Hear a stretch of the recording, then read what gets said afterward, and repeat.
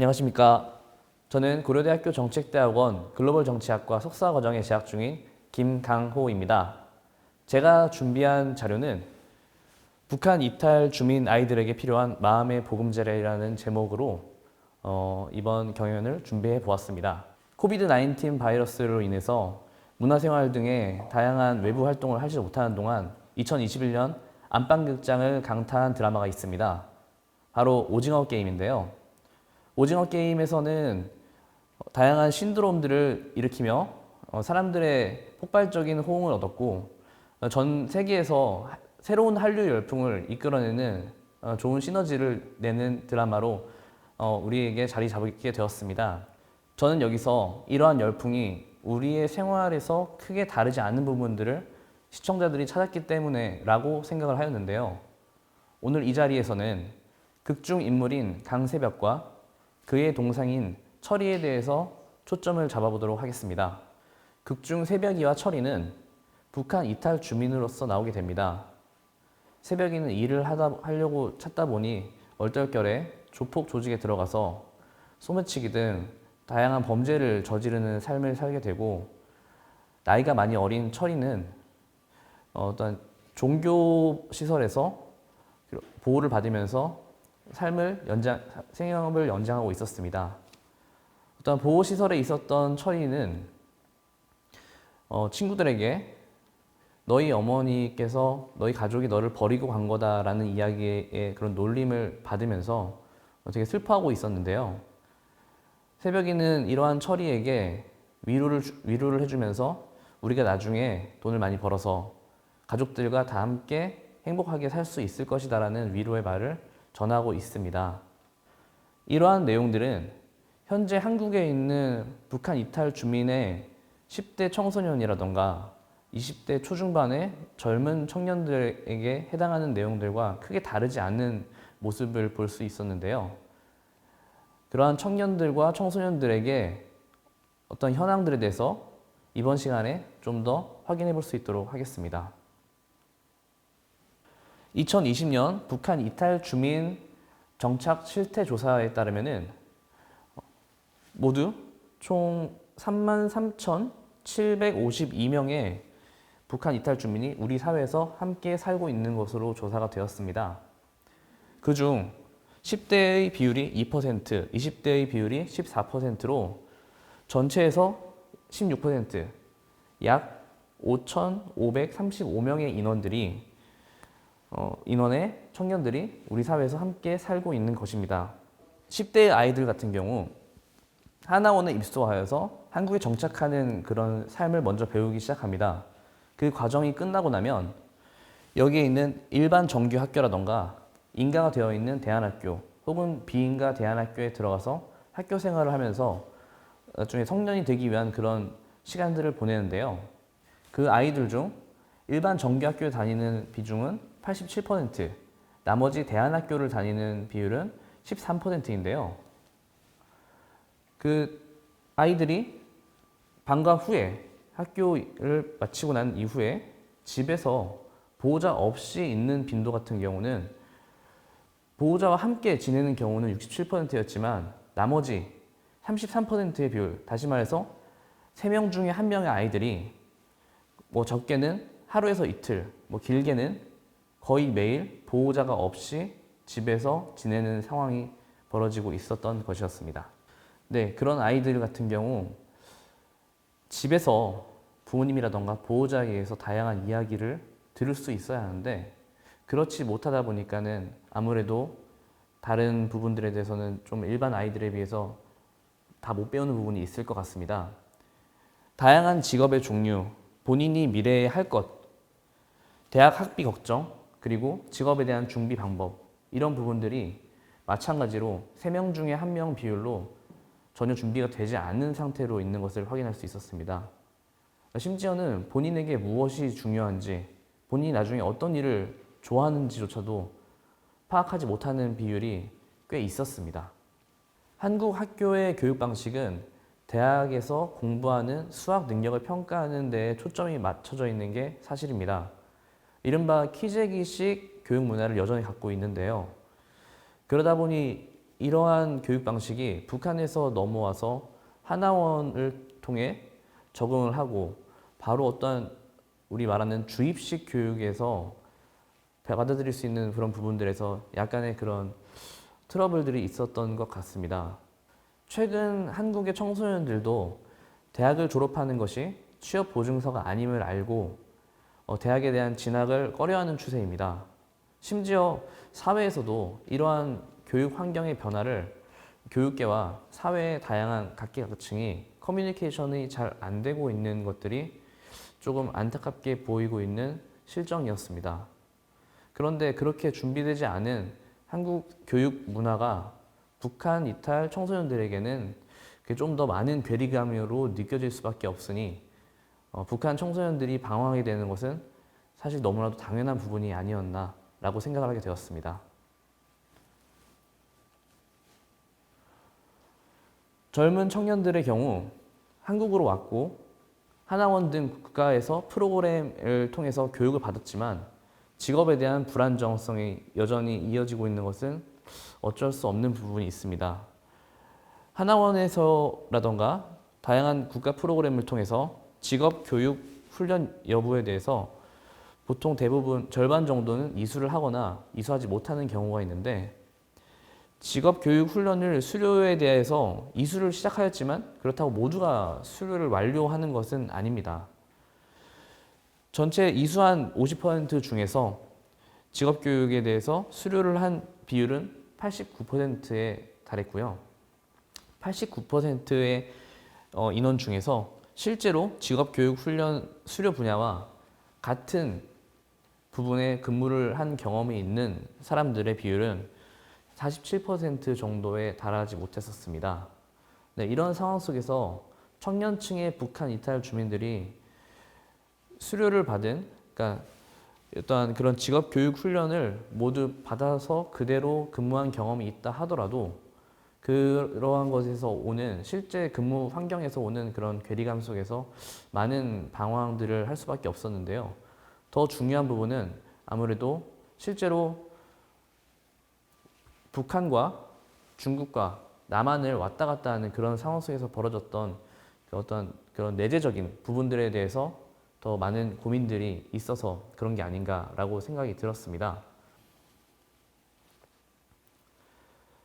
이러한 부분들에 대해서 청년들은 북한, 중국, 남한 초국적 가족과 혼종적 정체성에 대한 그런 정치적 소속과 지위가 불안정하여 결국 정체성의 부재로 이어지는 것이 그 근본적인 문제로 생각해 보았습니다.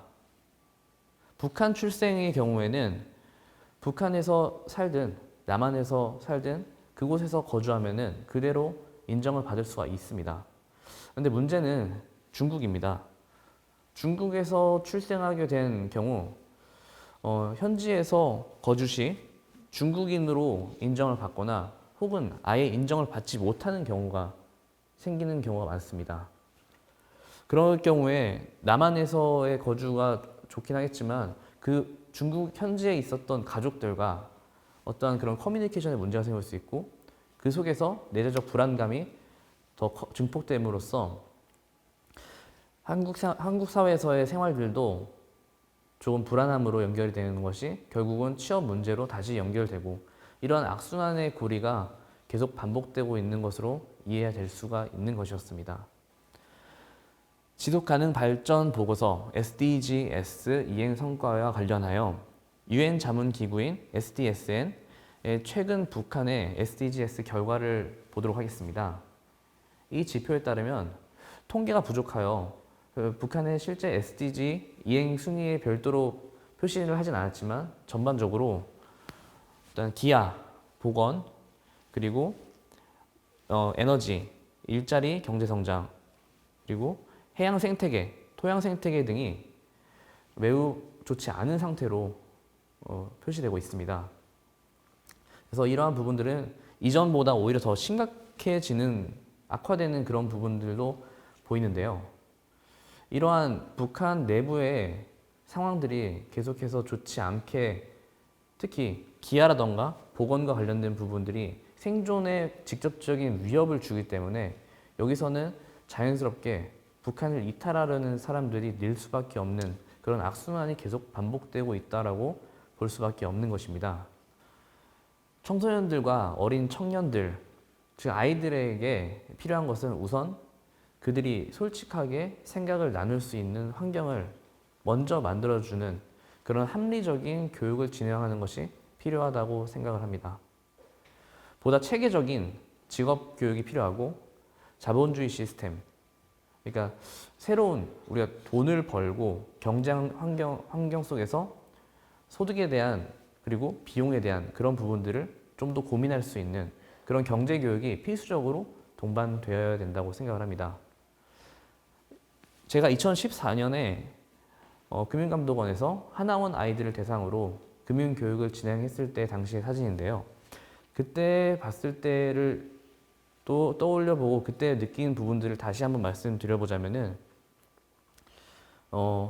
이러한 그런 소득에 대한 그런 개념들이 많이 미비한 것들을 느낄 수가 있었고, 사실 무엇보다도 한국에 들어온 지가 얼마 안 돼서 긴장하는 모습을 제일 많이 볼 수 있긴 했었는데요.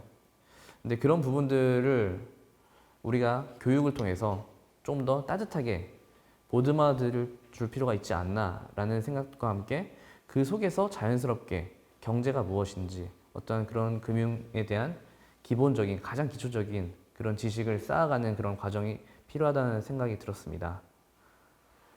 저는 이런 부분들에 대해서 북한 이탈 주민을 위한 정책적 개선 방향을 제시해보고자 하는데요. 단기적으로는 교육의 합리화와 그에 대한 체계적인 그런 과정들이 필요하다고 생각합니다. 우선 아이들 입장에서 참여가 가능한 교육이 필요하다고 생각합니다. 나라에서 짜놓은 프로그램화 되어 있는 그런 교육을 마치 대학 수학 능력 평가를 하기 위해서 교육을 하는 것이 아닌 아이들이 먼저 참여를 하고 아이들이 실제로 궁금하고 의문이 드는 것들에 대해서 자연스럽게 이야기를 하면서 풀어갈 수 있는 그런 교육 환경이 만들어져야 한다고 생각을 합니다. 그리고 북한의 그런 체제와 남한의 체제가 어떠한 그런 자본주의와 그런 공산주의가 다른 것만큼 금융경제 교육에 대한 그런 교육 과정을 필수 과정으로 할 필요가 있다고 생각을 합니다. 이것은 단순히 어떠한 과목을 넣어서 시험을 보고 하는 그런 것이 아니라 나이가 들면서 돈을 쓰는 단위도 달라지고 돈을 쓰는 단위가 달라지는 만큼 특히 20대가 되어서는 직접 소득도 생기고 청년이 처음 돈을 벌다 보면은 그에 대해서 이 돈을 어떻게 써야 할지 모르는 경우가 많이 있습니다. 사실은 한국에 있는 청소년들도 크게 다르지 않을 수도 있겠습니다. 그런데 이런 부분들에 대해서 단순히 교육 과정이 끝났으니까 더 이상 관리에 대해서 좀 더 미흡하게 하기보다는 하나원에서 관리하고 있는 그런 명단의 어떤 사람들에 대해서 지속적으로 뭐 1년에 한 번씩이라든지 2년에 한 번씩 그런 식으로 꾸준하게 자본주의 시스템, 어떤 경제 교육에 대해서 이끌어 가주는 것이 필요하지 않나라는 생각을 하게 되었습니다. 무엇보다도 20대에 온 이후에는 직업 교육을 하였지만 그 이후에 막상 해보니까 내가 생각했던 거와는 좀 다르네? 라고 생각하는 그런 사람들이 충분히 있을 수 있다고 생각합니다. 그래서 지속적인 한 번에 단발적으로 끝나는 직업 교육이 아닌 그 이후에 지속적으로 피드백을 해주고 좀 더 보다 나은 그런 그 사람들의 적성에 맞는 직업을 찾을 수 있도록 꾸준하게 어떤 관심을 가져주는 게 필요하지 않나. 이건 지금 당장도 가능하지 않나라고 저는 생각을 해보고 있습니다. 또한 북한 이탈 주민을 위한 정책적 개선 방향의 장기적 관점을 설명드리겠습니다. 미래 한반도의 평화에 기여하는 방향으로 북한이 SDGs를 잘 이행하도록 유엔과 협의하여 지속적인 모니터링을 적절하게 조치할 수 있도록 유도해 주는 게 좋은 방법이라고 생각이 듭니다. 또한 이미 한국에 유입된 북한 주민에게는 타협이 가능한 정책적 유연성을 발휘하여 그들의 한국에서의 삶이 새로운 희망과 정체성을 찾는 건강한 삶을 이어갈 수 있도록 하는데 초점을 두면 어떨까라고 생각을 해봅니다. 어쩌면 이제는 70년대, 80년대와 같은 그런 그 당시에 많이 이야기했었던 뭐 한민족이라던가 우리 동포, 한반도에 대한 평화 통일을 염원하는 그런 목소리들은 이전만큼 많이 들리지는 않는 현실인 것 같습니다. 하지만 북한 이탈 주민들에게만큼은 지속적인 관심을, 사회적 관심을 이어갈 수 있도록 하고 그러한 우리들의 고민이 보다 성숙되었을 때 한반도, 대한민국의 평화에 보다 한 발짝 다가갈 수 있을 거라고 생각합니다. 감사합니다.